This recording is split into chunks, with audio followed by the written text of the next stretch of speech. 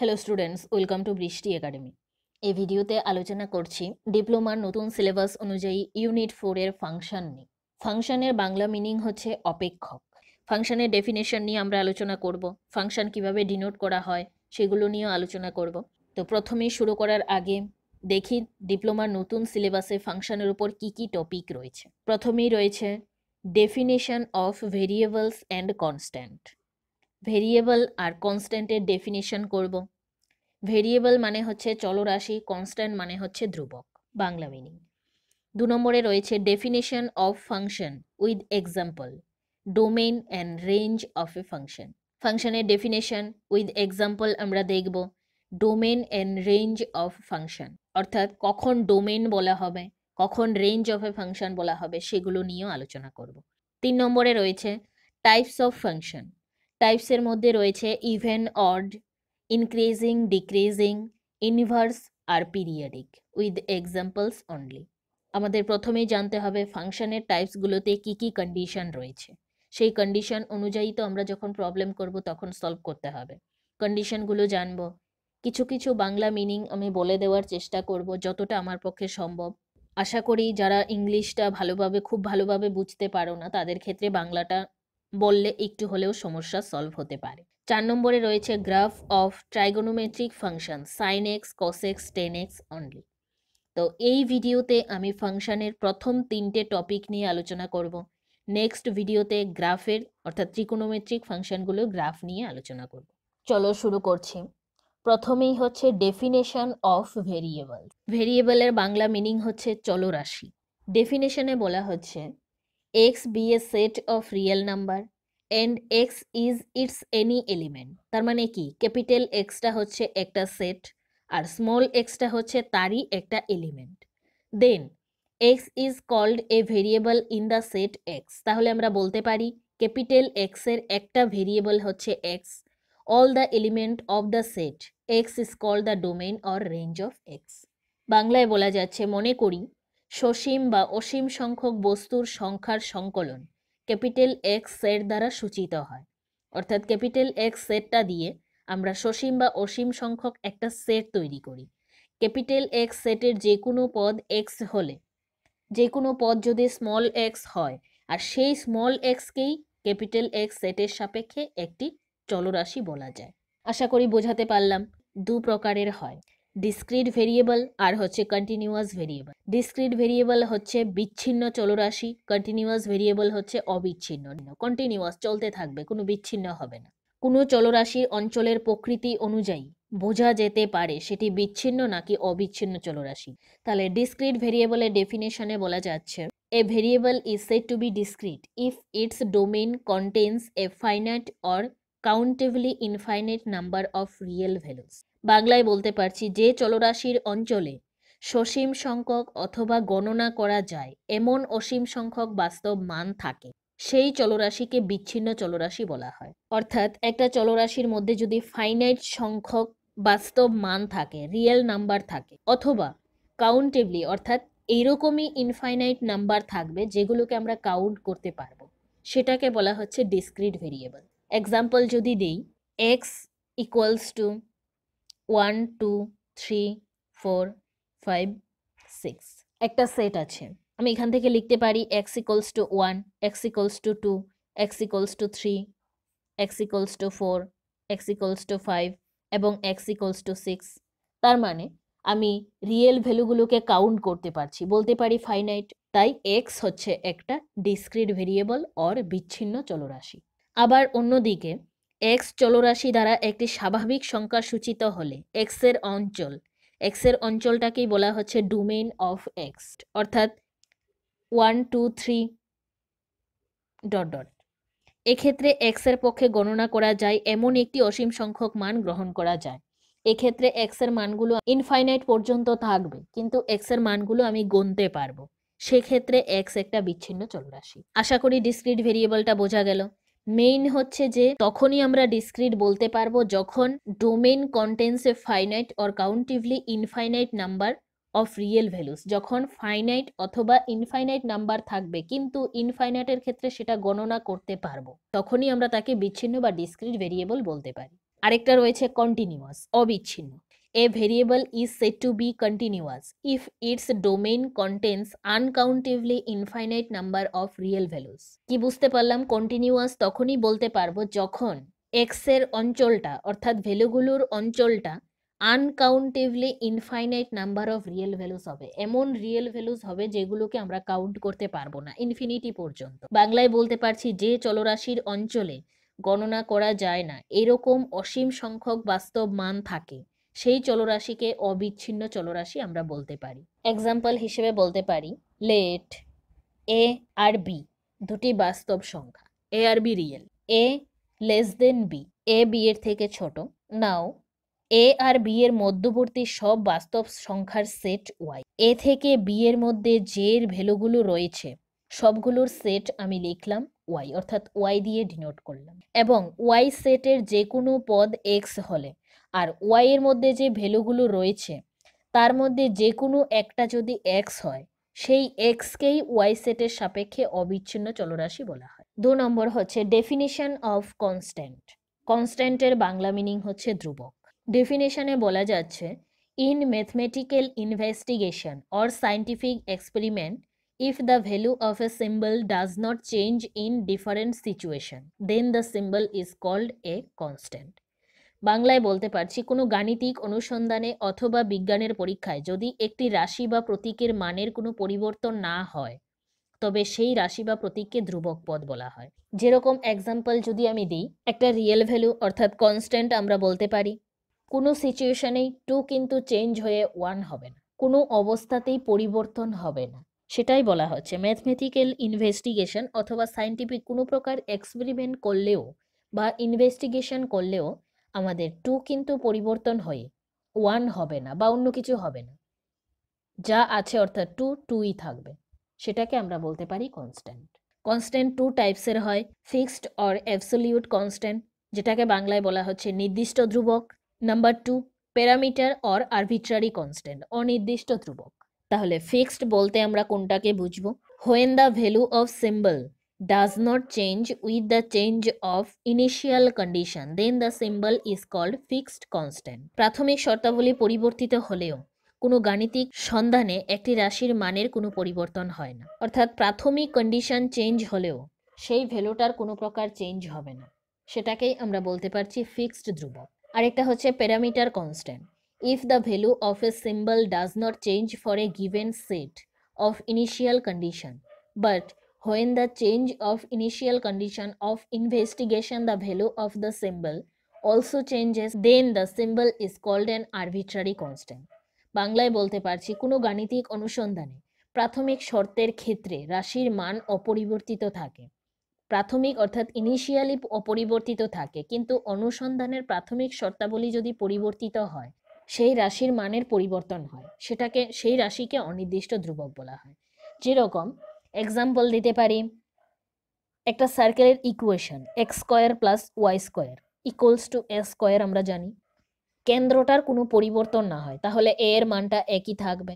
যদি সার্কেলের কেন্দ্রটা পরিবর্তন হয়ে যায় অর্থাৎ সেন্টারটা যদি পরিবর্তন হয়ে যায় তাহলে এ এর মানটাও বাড়বে, কারণ আমরা জানি এ ইকুয়ালস টু রেডিয়াস, সার্কেলের রেডিয়াস। যদি সেন্টারটা পরিবর্তন হয়ে যায় তাহলে তো রেডিয়াসটাও পরিবর্তন হবে।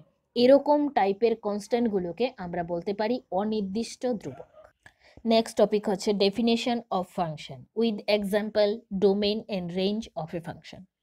প্রথমেই আমরা আলোচনা করছি ফাংশন নিয়ে।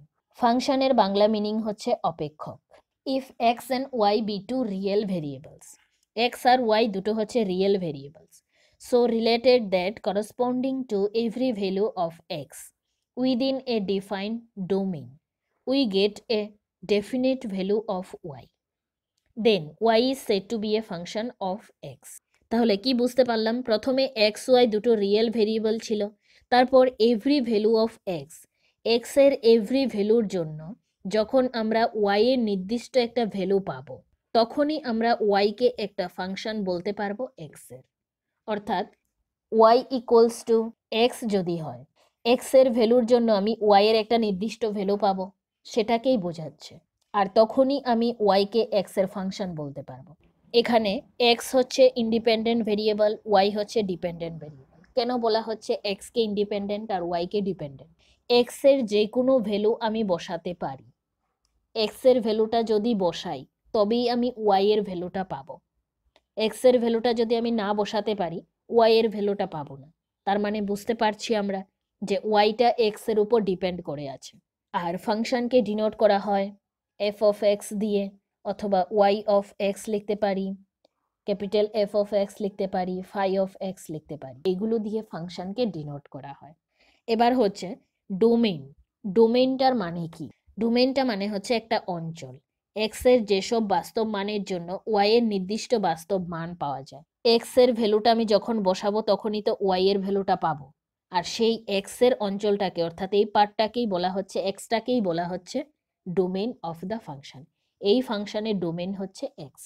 বাকি রয়েছে রেঞ্জ অফ এ ফাংশন।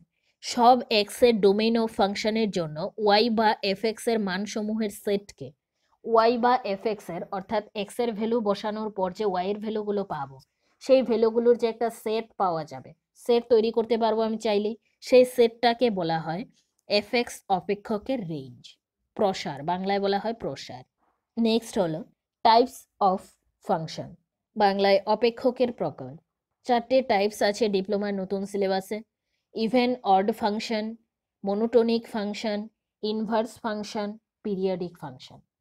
প্রথমে আলোচনা করছি ইভেন অ্যান্ড অড ফাংশন নিয়ে। ইভেন অড ফাংশনের বাংলা যুগ্ম এবং অযুগ্ম অপেক্ষক। ইভেন মানে হচ্ছে যুগ্ম, অড মানে হচ্ছে অযুগ্ম।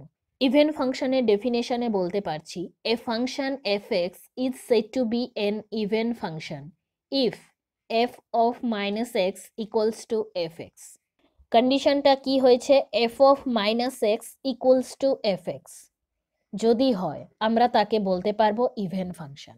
Example, f x equals to 4x square plus 3 cos x আমি নিলাম, অর্থাৎ এটা একটা ফাংশন। আমি এই কন্ডিশন স্যাটিসফাই করাবো। এক্স এর জায়গায় মাইনাস এক্স আমাকে বসাতে হবে। Then f of minus x both সাইডেই বসবে, 4 into minus x whole square plus 3 into cos of minus x that equals to minus x এর স্কোয়ার আছে প্লাস হয়ে যাবে 4x square plus 3 into cos of minus x, সেখান থেকে হয় cos x আমরা জানি, তাহলে 3 into cos x equals to f x.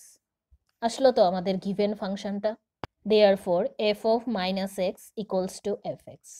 যখন এরকম হবে, স্যাটিসফাই করবে, তখনই আমরা তাকে বলতে পারবো ইভেন ফাংশন। অড আমরা কখন বলতে পারবো?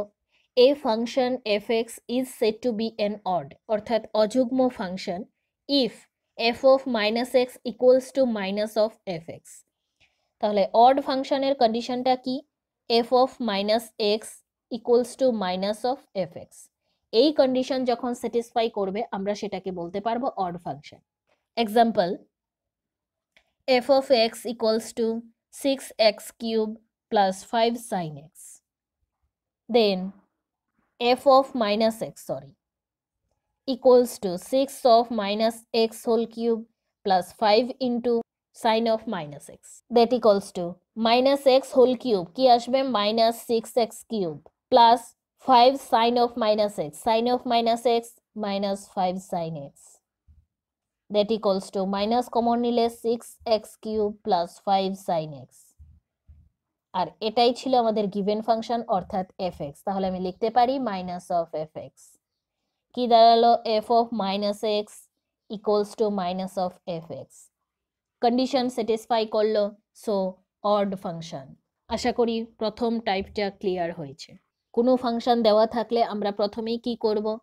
সেটাকে এক্স এর জায়গায় মাইনাস এক্স বসাবো বোথ সাইডে, ইকুয়ালস টু কি আসে দেখব। সেই রেজাল্টটা যদি আমাদের গিভেন ফাংশন হয় বা যদি না থাকে, এখানে যেমন আসেনি সেখান থেকে কমন নিলাম, মাইনাসটা কমন নিয়ে আমি সেটাকে আমাদের গিভেন ফাংশনের সাথে বা তার মতো করলাম, তখন এফ এক্সটা বসালাম, দেখলাম আমার কন্ডিশনটা স্যাটিসফাই করছে কি। যেই কন্ডিশন স্যাটিসফাই করবে আমরা সে অনুযায়ী লিখব ইভেন অথবা অড। 2 নম্বর টাইপস হচ্ছে মনোটোনিক ফাংশন। মনোটোনিক ফাংশনের বাংলা মিনিং হচ্ছে একদিষ্ট অপেক্ষক। একদিষ্ট অপেক্ষক আবার 4টে টাইপসের হতে পারে। প্রথমেই দেখি একদিষ্ট অপেক্ষকটা কি।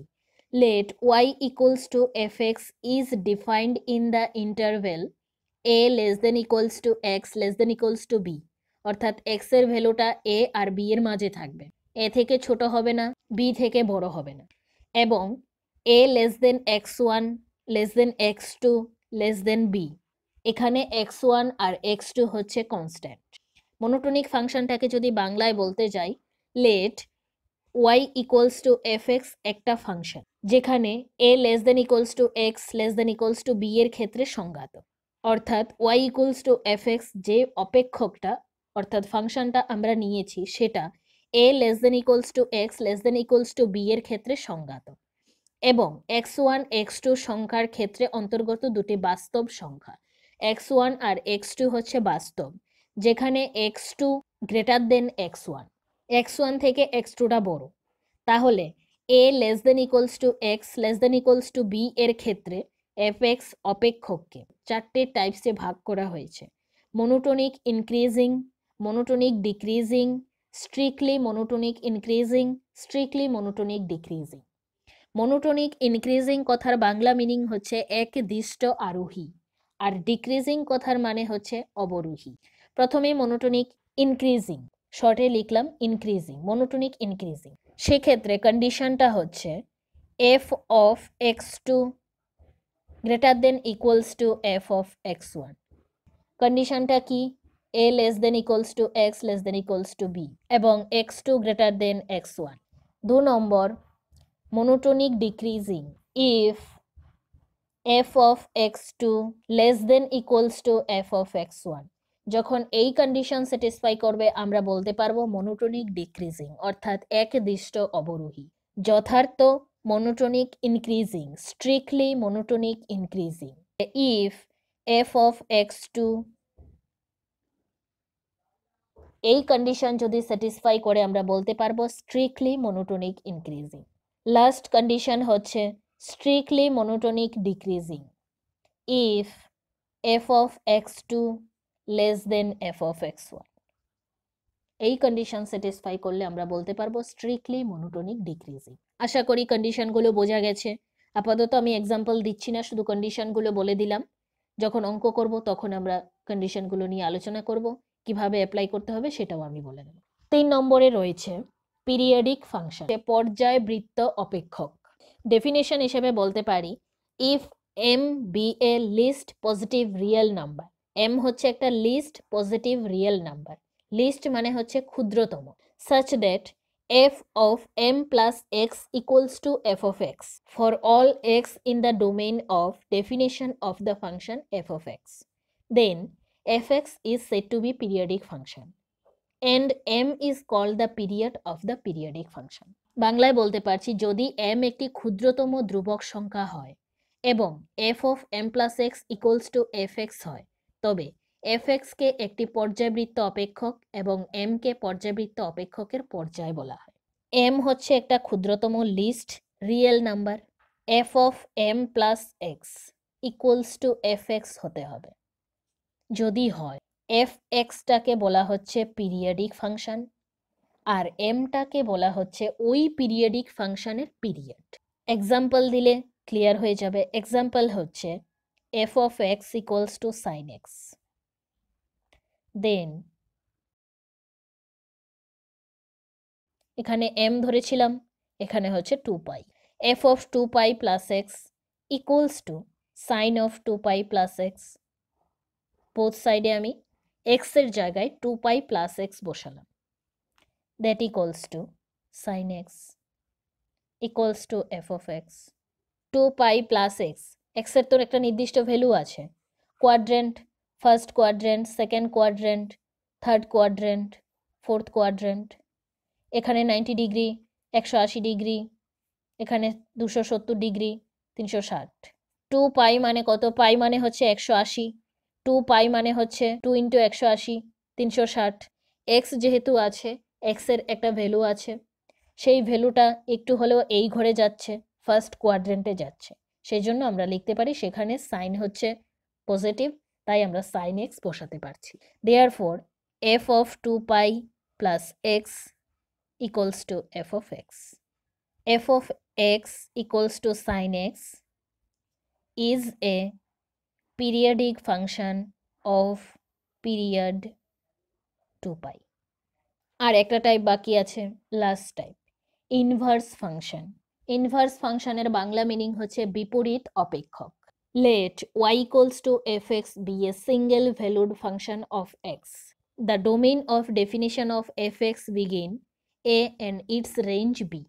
If it is possible to find a single valued function x equals to gy from the given function relation y equals to fx such that the domain of the function gy is b and its range is a, then x equals to g of y is called the inverse of y equals to f of x, generally denoted by f inverse of y. fx হচ্ছে একটা single ভ্যালুর function. Example হিসেবে আমি নিতে পারি, let y equals to f of x equals to 4x minus 5. এটা আমার একটা ফাংশন দেওয়া আছে, therefore 4x equals to y plus 5 আমি লিখতে পারি না এখান থেকে। x equals to 1/4 into y plus 5 আমি লিখতে পারি, that equals to x equals to g of y. ডেফিনেশনে যে x equals to g of y বলা হয়েছে, যেই ফাংশনটা দেওয়া আছে সিঙ্গেল ভ্যালুড ফাংশন, অর্থাৎ x একটাই থাকবে, সেখান থেকে আমি x এর একটা ভ্যালু বার করতে পারলাম, x equals to g of y. therefore এই পার্টটা থেকে আমি লিখতে পারি y equals to f of x.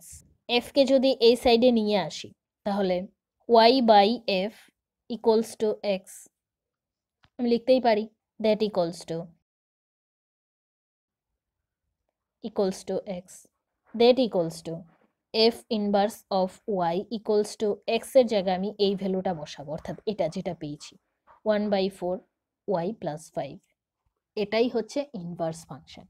y equals to fx একটা x এর ফাংশন, সেখান থেকে আমি একটা y এর ফাংশন বার করলাম, অর্থাৎ x equals to g of y, আর সেই x এর জায়গায় আমি এখানে যে ফাংশনটা পেলাম y এর আকারে সেটা বসিয়ে দিলাম, তাহলে আমি সেটাকে বলতে পারি f ইনভার্স অফ y।